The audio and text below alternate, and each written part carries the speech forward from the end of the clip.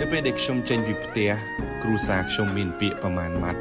ដែលធ្វើឲ្យខ្ញុំមានកម្លាំងចិត្តខំប្រឹងតស៊ូទៅមុខជានិច្ចគាត់និយាយថាពេលកូនចេញពីស្រុកត្រូវមើលទៅមុខក៏មើលក្រោយ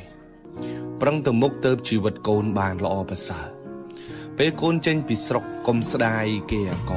កុំស្ដាយស្រែចម្ការកុំស្ដាយដីធ្លីដែលពួកគាត់មានបើកូននៅតែសម្លឹងទ្របទាំងអស់នឹងកូនទៅមុខអត់បានឆ្ងាយទេកុំទៅរកលុយបដើនឹកឃើញថ្ងៃណាមួយមកលក់ទ្រព្យសម្បត្តិទាំងអស់នឹងធ្វើមានវិញអានឹងកូនគិតខុសហើយគាត់និយាយថាកូនចេញពីស្រុកទៅហើយកូនទៅតែប្រឹងលើខ្លួនឯងប្រឹងដោយសមត្ថភាពខ្លួនឯងកសាងភាពមានបានដោយខ្លួនឯងស្រុកយើងមានរឿងអស្ចារ្យជាច្រើនជាងទ្រព្យសម្បត្តិដែលឪពុកម្ដាយកំពុងមាននឹងទៀតផងបើកូនចេះកសាងខ្លួនឲ្យមានបានដោយខ្លួនឯងអានឹងទើបកូនខ្លាំងទៅថ្ងៃមុខគាត់និយាយថាបើមានពេលកូនត្រូវតែរៀនម៉ែឪមិនដឹងថារៀនទៅវាបានធ្វើស្អីទេតែដឹងតែត្រឹមថាបើមិនរៀនទេគឺប្រហែលម៉ែប្រហែលឪនឹងឯងគាត់ប្រាប់ខ្ញុំថាកូនត្រូវតែរៀនឲ្យបានច្រើនទៅ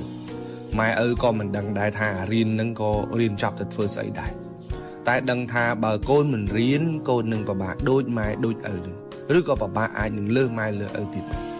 គាត់ផ្ដាំថាឲ្យពិបាកតែធ្វើជំនាន់ពួកគាត់នឹងទៅបានហើយជំនាន់គាត់សុខចិត្តពិបាកឲ្យតែកូនបានរៀនតែពីចំនួនកូនតទៅកូនត្រូវដឹងថាខ្លួនឯងត្រូវតែល្អប្រសើរជាងម៉ែឪបើកូនមិនខិតខំទេកូនមិនត្រឹមតែលំបាកដោយពុកម៉ែទេកូនឯងថែមទាំងបង្កើតនូវជីវភាពក្រខ្សត់មួយចំនួនទៀតទៅឲ្យកូនរបស់យើងបន្តទៀតចឹងត្រូវតែរៀនដើម្បីបានចំណេះខ្ពង់ខ្ពស់ជាងពុកជាងម៉ែនៅពេលបច្ចុប្បន្នគាត់និយាយថាគ្រួសារយើងគ្មានខ្សែគ្មានខ្នងគ្មានច្រវាក់អីទេបើកូនខំប្រឹងថ្ងៃណាមួយកូននឹងក្លាយជាទីពឹងដ៏ធំមួយរបស់គ្រួសារយើងកូនមើលទៅជុំវិញខ្លួនបងប្អូនគ្រួសារអ៊ីអ៊ុំសិតតែអ្នកអត់បើយើងគ្មានខ្សែគ្មានច្រវាក់អីនឹងតោងទេចឹងហើយកូនកុំភ្លេចខ្លួនឲ្យសោះគ្រួសារយើងគ្មានខ្សែគ្មានខ្នងទេ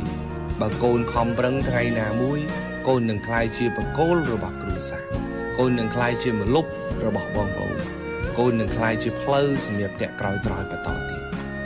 គ្រួសារជាកម្លាំងចិត្តធំណាស់សម្រាប់ជីវិតយើងគ្រប់គ្នា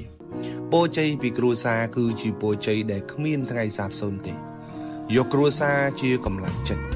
យកគ្រួសារគឺជាចំហេះផ្លូវចិត្តឲ្យអ្នកខំប្រឹងបន្តទៅមុខឥតឈប់